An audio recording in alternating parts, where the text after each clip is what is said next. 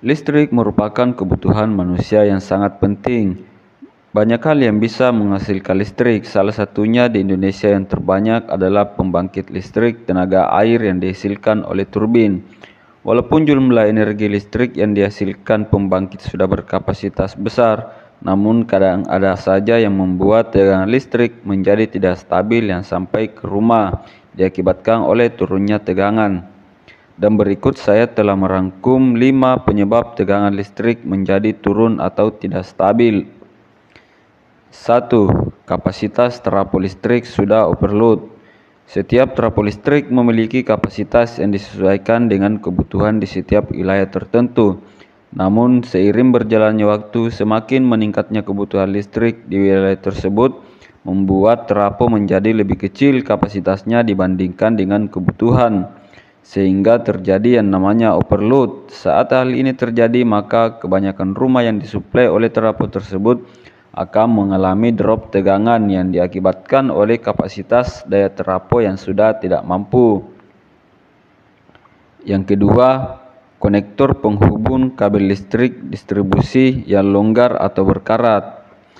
Kita pasti sering melihat kabel hitam yang terbentang di jalanan atau di halaman rumah. Coba Anda perhatikan kabel tersebut. Di sekitar tiang itu terdapat konektor yang berukuran seperti kepala tangan manusia yang berwarna hitam. Konektor tersebut dikencangkan menggunakan baut dan klemnya itu terbuat dari besi.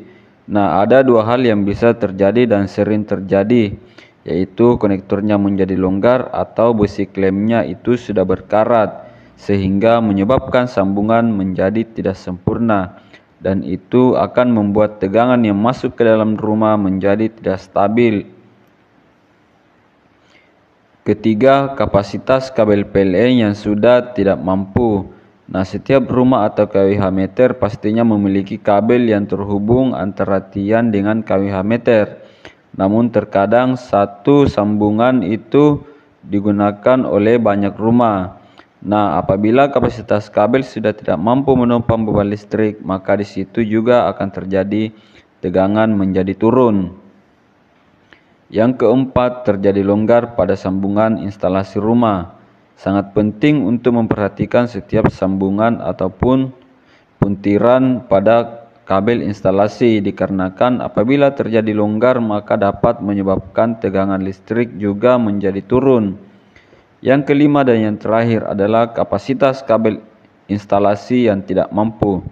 Setiap jenis dan ukuran kabel memiliki spesifikasi dan kemampuannya masing-masing.